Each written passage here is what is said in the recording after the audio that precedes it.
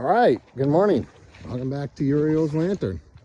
We're here on a beautiful, beautiful sunrise. Gaia is looking gorgeous as ever. Excuse me as I put my glove on. We're out here out in the woods. We're doing a radiant prayer. We're doing all the pieces that we got to do to manifest in life. Main project today is finishing up my big nasty letter to the people that are harming me across the federal and state government, especially the judiciary of Pennsylvania. And so we got a whole bunch of work to do here. The main thing is that they are forcibly separating me from my children, and that's not okay.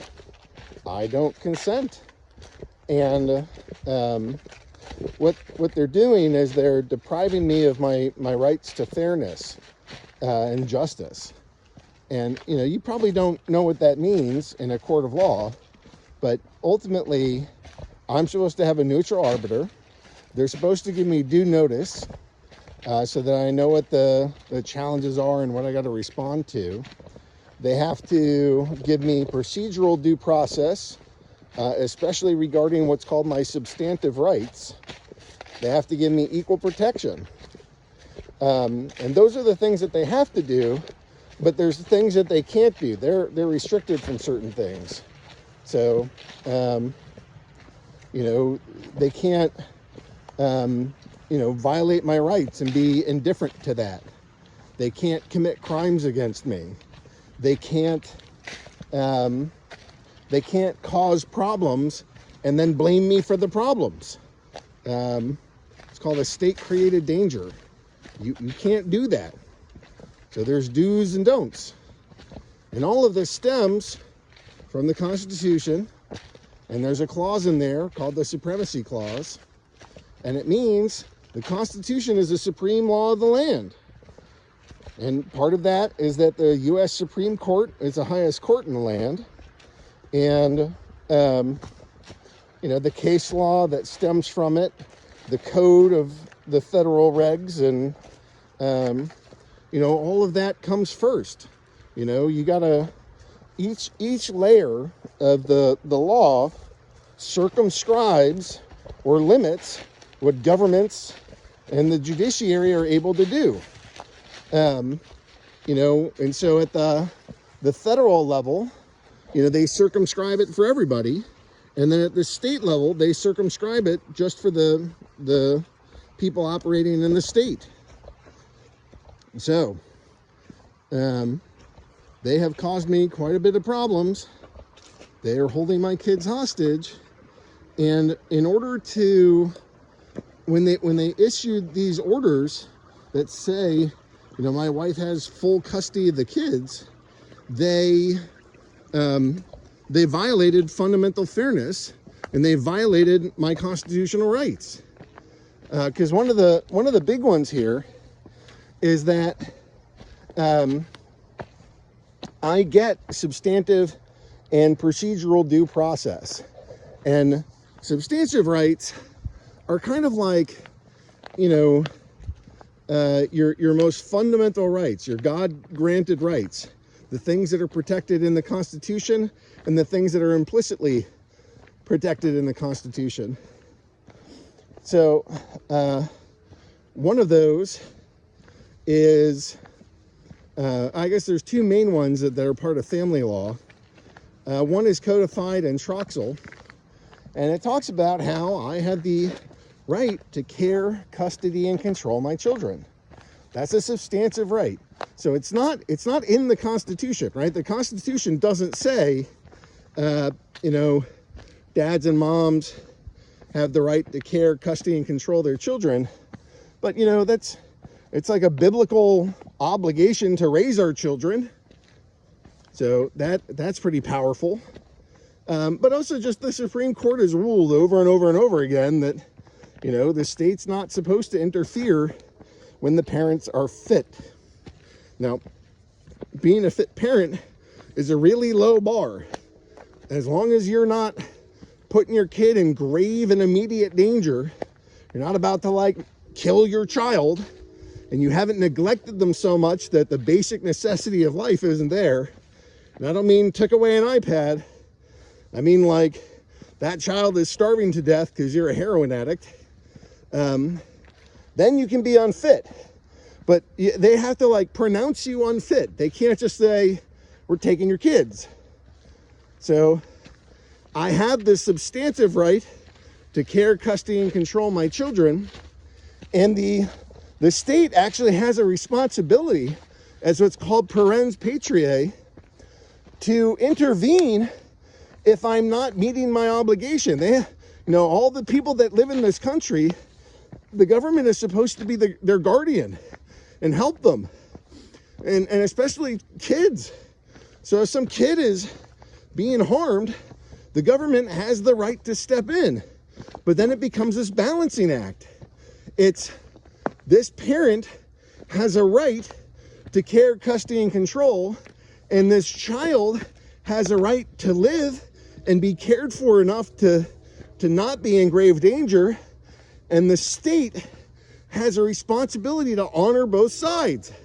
So if the parent is fit, their obligation is to stay the fuck out of it. And if the parent is unfit, they have a duty, responsibility, and obligation to intervene on behalf of the child. And to do it lawfully and properly, there has to be a pre-deprivation hearing. The parent has to be declared unfit, and then, and only then, can the state take the kid. And that's not what happens in these corrupt little state courts. What happens in these corrupt little state courts is that mom gives a couple alligator tears. Her attorney puts in, we want full custody. Dad's a menace. Because dad's like, screw you, I'm not giving you all that money. And I'm not giving you all that support. You don't get all the property. You can't have all the kids. And I never hit you. There's no domestic violence. Why are you accusing me of this? Dad has those kind of reasonable claims. Mom has some pretty unreasonable claims. Her attorney forwards them to the courts, and the courts unlawfully grant mom's requests because the court is aligned with mom. Because what the court is trying to do is take money. They're laundering federal funds. The Social Security Act has a portion called Title IV, and in Title 4D is child expense and reimbursement. And when the state is able to collect child support, they can recover, the money is supposed to go from the husband to the wife, and then the state can recover 66% of what was spent to keep as sort of like a incentive to otherwise reduce costs. I mean, the way that this thing started was that, you'd have a couple, they'd have a kid, the dad would be a deadbeat, would stop helping the mother and the child, and then the state looks at this like despondent pair, and again, they have an obligation and responsibility to keep these people alive, and so they provide them with benefits. And that's a public cost. So because there's a public cost, and it's not rightfully the burden of the state, they didn't make you have kids. You abandoned them. You didn't care for them. And because of that, the state had to come in and spend money, and they had the right, because there's duty, breach, and damages, they have the right to go after the deadbeat parent, the deadbeat dad, and claw that money back. So there's a rightful process by the state, but they were abusing it. And they baked in these incentives that are now getting abused. So whereas child support used to be for deadbeat dads, now it's for all dads. Hey, if your wife leaves, you have to pay her 60% of your income for 18 years. That's not constitutional. That interferes with my God-given rights to property. So fuck off. So, I've explained this to the court, and the court said, and I quote, "That's a matter of convoluted federal supremacy." Oh, you did not just say that. That is not what you just did. That is asking for a whole lot of trouble.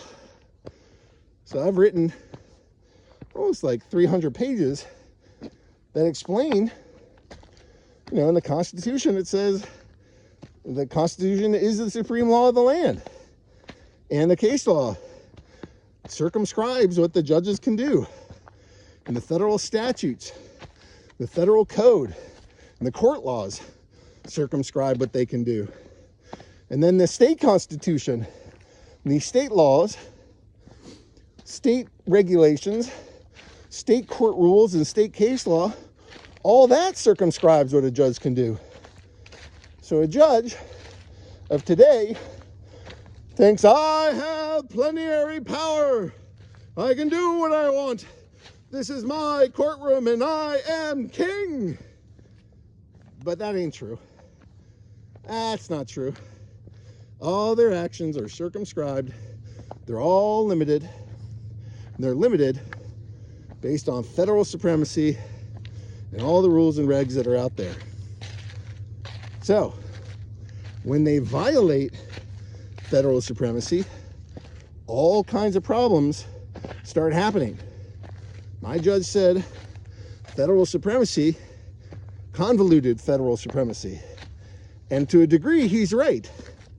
It's really it's not the easiest concept in the world because the do's and don'ts of federal supremacy can get somewhat complicated because there's so much law. But at a simple level, you have to obey the law. People can make errors, but if they're notified of errors and the errors are clearly described and they keep violating rights anyways, that's crime.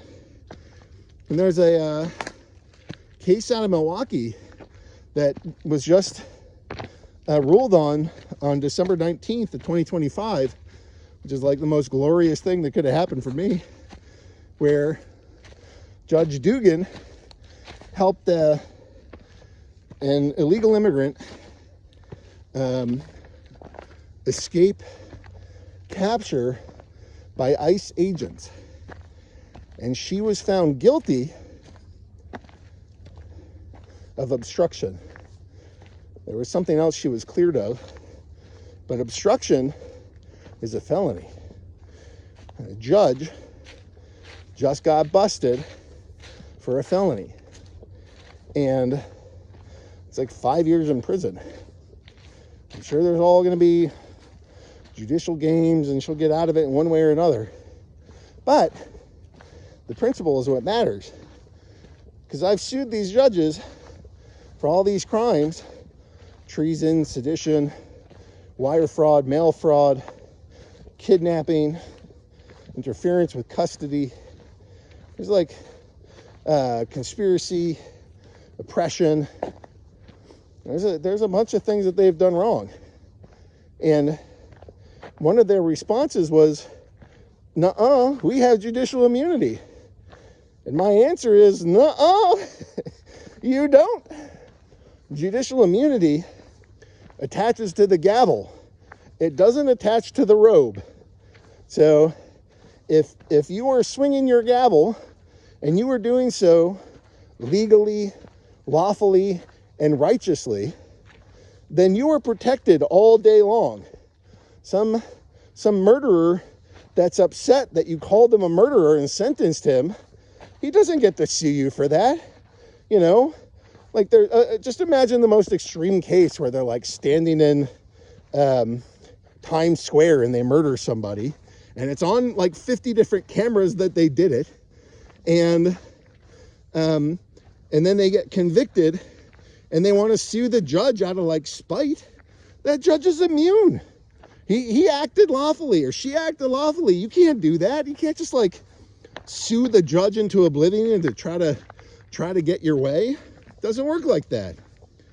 But if the judge is committing crimes, like if the judge is in Times Square and he was the one murdering people, there's no escape from that. You can't just like say you're in your robes and you can kill people. I mean, if you could, the cartels would like have all these judges on the front lines with like machine guns shooting down the people. Japanese firms would have judge ninjas that would be like slaughtering their enemies and then being like, bro, I'm a judge. I can do whatever I want. It just doesn't work that way. And it's like that forever. Just, like Magna Carta from 2015 or 1215 talks about this, that the judges and the rulings have to be lawful. And that you can't just like pay your way to win lawsuits, that they have to be decided on the merits. This stuff is like at least 800 years old. It's in the English rights, English Bill of Rights. And it you look at like the preamble of the US Constitution, and it talks about, for the betterment of our nation, for having a good and prosperous nation, the judges operating a cartel to extract interstate money through Title 4D, matching, the child support matching and expense matching, and there's one more. Oh, and incentive payment. That's not okay. There might be reason why some of that is legal or lawful. Maybe doing this reduces the expense of the government, and so overall, like it's meant to be beneficial, but the whole thing is so misapplied.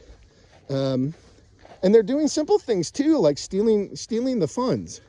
So, the way this works, like the dad gets dinged for some amount of support, mom is supposed to get all that money.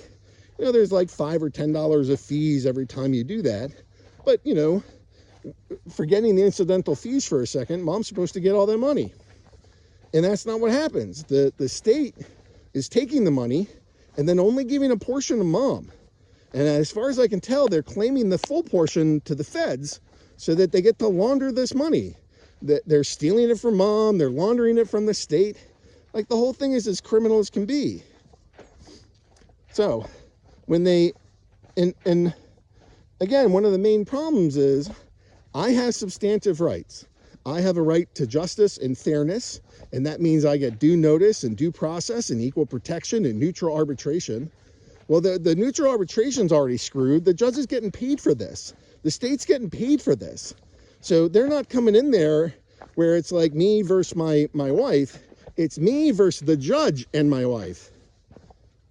He's on her side because they're like financially incentivized to take money from me.